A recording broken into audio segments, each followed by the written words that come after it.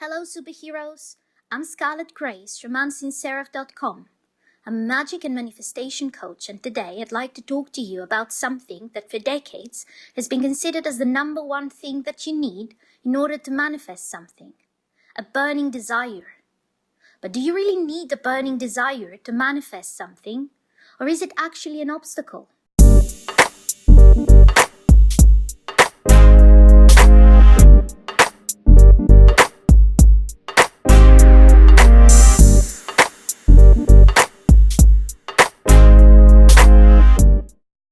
Welcome back to another video.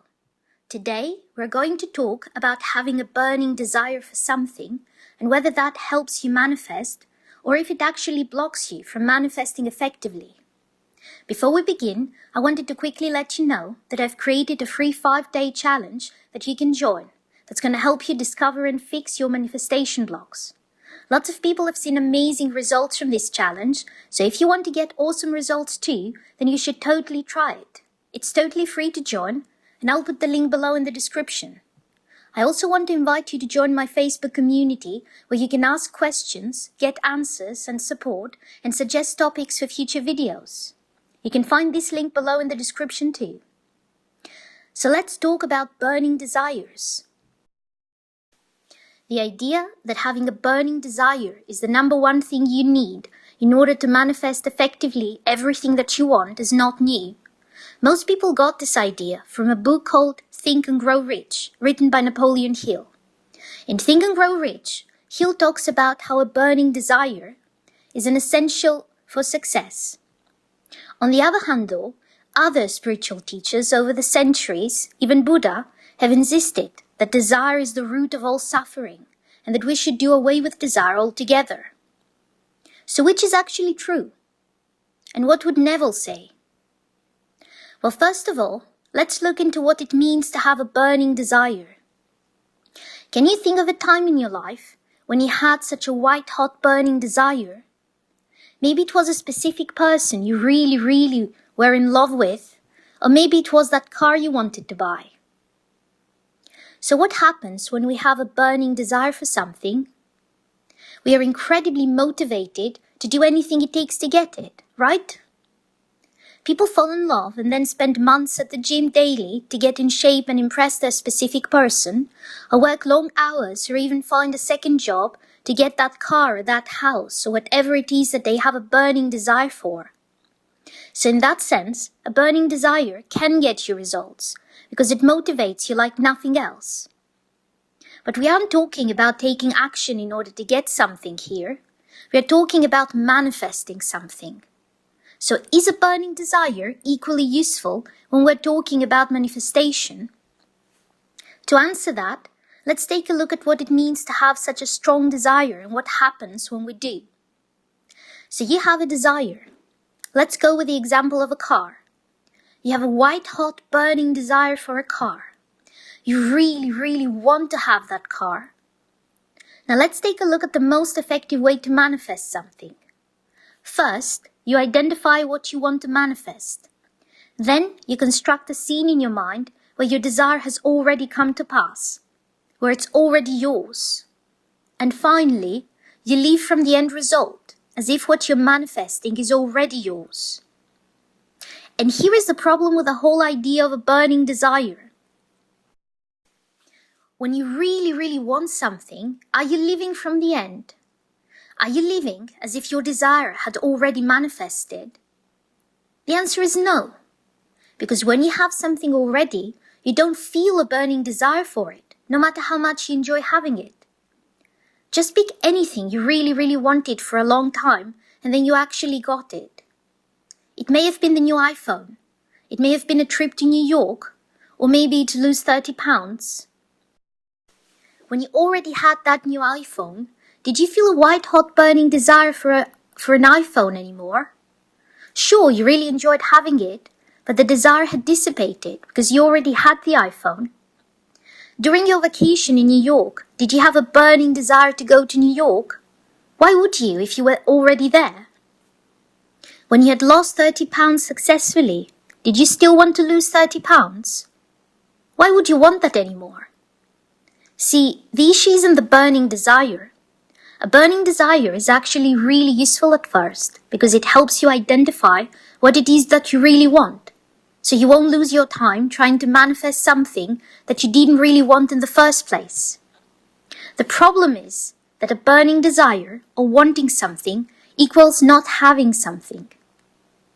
If we don't move from the state of having a burning desire to the state of feeling as if our desire has already come to pass, the desire will stand in the way of manifestation. Because burning desire means you don't have something. And if you keep being in the emotional state of not having something, then the outer world will keep confirming that to you by not changing to give you your desire. This is why sometimes people will spend months visualizing what they want, making vision boards, doing affirmations 3 times a day and whatnot, and nothing will happen. And then, when they eventually get fed up with the whole thing and decide that they don't even care if this thing manifests or not, then bam! Out of nowhere, it happens.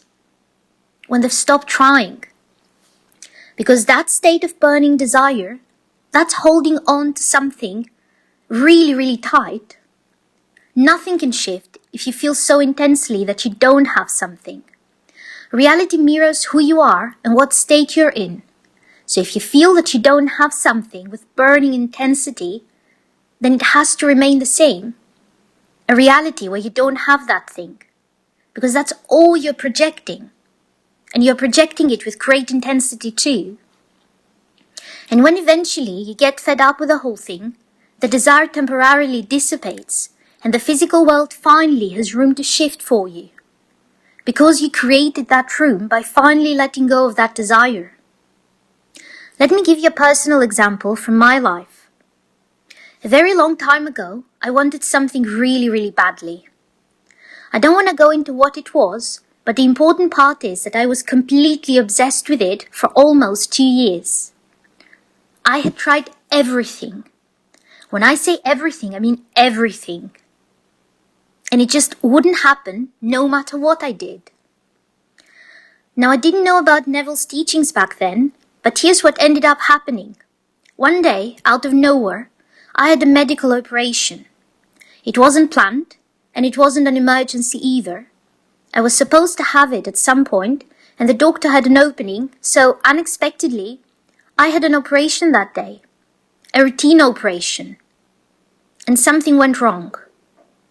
So the doctor couldn't finish what he had started, and I would have to wait for several days for the swelling to go down so he could do the last part.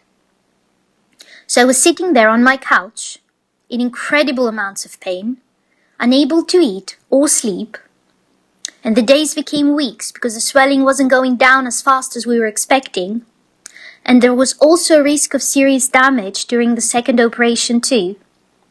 So I was really afraid as well, not just in pain. Now eventually, I had that second operation and nothing went wrong, and I'm perfectly fine. But what happened was that this burning desire I was obsessed with for 2 years, that had nothing to do with the operation, by the way, that burning desire that I had, I couldn't maintain it while being in such a state of intense pain and exhaustion and fear. Like, my psyche couldn't take that level of emotional pain and yearning for that desire at the same time that I was experiencing such levels of physical pain. So at some point, and again that was before I had discovered Neville, I came up with the idea of just imagining I already had what I had been so obsessed with for so long. Just close my eyes and live in the reality where I had that thing, since I needed a distraction from the physical pain anyway.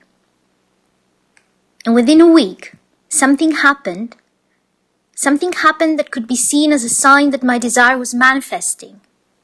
And a month later, out of nowhere, with no logical explanation, my desire that was eluding me for almost 2 years, it manifested. Just like that. And from my point of view, I had literally done nothing. And for the longest time after that, I kept trying to analyze what happened back then. What was it that I did that finally manifested it? So that I could replicate it for other desires I had. And when I first found Neville Goddard and his teachings many years later, I was like, oh my God, that's it. I let go of the state of desire and I was living from the end. That's why it manifested. So, in addition to all that, the whole burning desire thing keeps you locked in a pattern of never being satisfied and always wanting more. Just think about something that you once really, really wanted. Maybe you wanted that car, or a race, or to travel to a specific country. And eventually you got what you wanted. Now here's the important question. How long did your joy over getting your desire last? How long did you spend in the state of being blissfully happy because you got your dream car or your dream vacation or that race? A month? A week? A day? How long before you moved to the next burning desire, thinking that if you got that one thing, then you would be happy? See, we're trained to always want something and to think that once we get it, then we will be happy. And this is both inaccurate and a bad way to go about manifesting anything. So what can you do instead? First of all, realize that happiness comes from within. You don't have to get anything to be happy. You can just choose to be happy right now. We are conditioned to think that we need a reason to be happy. We don't. Wherever you are right now, whatever may be going on in your life, you can decide that at this moment, just because, that you're happy. No excuse needed, no reason needed. Happiness is an inner state. There are people who have everything and are constantly miserable. And there are other people who have literally nothing, but you see them smiling and feeling grateful just because the sun is up another day and they get to see another day, and who knows what miracles this new day is going to bring to them. It's an attitude to life, and it's a choice. Make the decision now to start feeling happier without needing a reason. And second, you don't need to wait to experience having whatever it is you desire. You can experience it right now, at this very moment in your imagination. So you have a burning desire to have that car. Close your eyes and feel yourself sitting in the driver's seat. Imagine starting the car and hear the sound of the engine. Feel the steering wheel in your hands. Feel the wind against your face as you're driving your dream car. If you start spending more time in your imagination, where you already have what up until now you had a burning desire for, the whole of reality will shift in order to give you that thing in the physical world too. Stop desiring and start experiencing whatever it is you want, and nothing will stand in your way if you persist and if you imagine properly. Only focus on the end, on experiencing what you like, on having that thing, that car, that job, that relationship, and the whole of reality will conspire so that you can get it. So I hope you liked this video. If you did, then hit the subscribe button and the bell icon, and also come over to my Facebook community and say hi. Thank you so much for watching.